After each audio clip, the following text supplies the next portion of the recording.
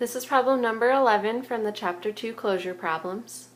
So this one we are substituting numbers in for x. So for the first one, negative 3x squared plus 4x plus 5 for x equals negative 2.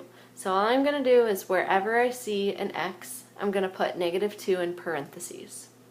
So negative 3 times negative 2 in parentheses squared plus 4 times negative 2 in parentheses plus 5. Now we're going to do order of operations. So if you've heard of PEMDAS, so parentheses, we have parentheses here, but we don't have anything inside of them to do any operations. So we're going to move on to exponents. So negative 2 squared. Remember that's negative 2 times negative 2, which gives us positive 4. Plus 4 times negative 2 is negative 8. Plus 5. Now we're going to go ahead and multiply. So negative 3 times 4 gives us negative 12. Plus our negative 8 and plus 5. So if we go ahead and if you want to do step by step with this, we can do negative 12 plus negative 8, which gives us negative 20, plus 5 gives us negative 15. So 11a is negative 15.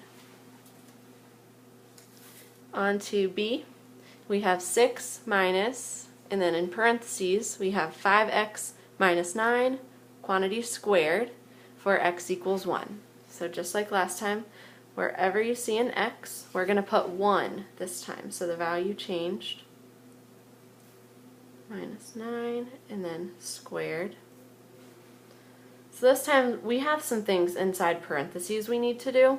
So I'm going to keep the 6 minus the same. We know 5 times 1 is just 5. So 5 minus 9.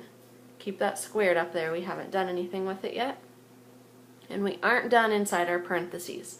So we need to do 5 minus 9. So 5 minus 9 is negative 4. I'm keeping that in parentheses because we need to square it. So negative 4 squared, which is negative 4 times negative 4, is going to be 16, positive 16. And if we do 6 minus 16, we get negative 10. And that is your answer for problem B. And we will move on to C. Negative 4 over k plus 7. And this time k equals negative 8. So I'm going to rewrite the problem and plug in negative 8 wherever I see this k. So negative 8 plus 7.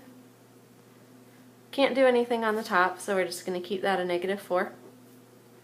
And negative 8 plus 7 gives us negative 1. Next, we just have to simplify a little bit. So what is negative 4 divided by negative 1? It's just positive 4. So our answer for C is positive 4.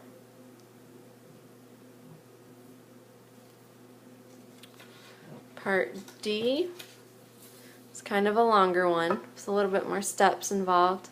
2m divided by n minus 1 minus m to the third power minus n. So this time we have m is negative 2, n is 3. We're plugging in two different numbers. So 2, our m is negative 2, putting that in parentheses. And n minus 1, so we have 3 minus 1. Keep that minus there. And for m, I'm going to plug in negative 2 again, put it in parentheses because we need to cube it, and minus 3. So here we're going to do a few steps at once by simplifying. So we have 2 times negative 2. Well, that gives us negative 4 on top. And we can do 3 minus 1, which gives us 2, minus, what is negative 2 cubed? So that's negative 2 times negative 2 times negative 2 again. This is going to give us negative 8. Keep that minus 3 there. So let's move on to next. We have negative 4 divided by 2, which gives us negative 2, minus negative 8, minus 3. And if we combine, we can do negative 2 minus negative 8 is actually 6. We still have our minus 3, and we know 6 minus 3 gives us 3. So D is 3. And our very last one, I don't have it all written out here. If f of x equals negative 3 divided by x plus 6, what value of x would be excluded from the domain? And how do you know?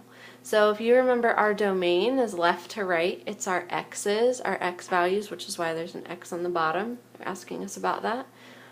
So if you remember, we've been talking about what are we not allowed to divide by? Well, we can't divide by 0, which means this whole bottom part is not allowed to equal 0.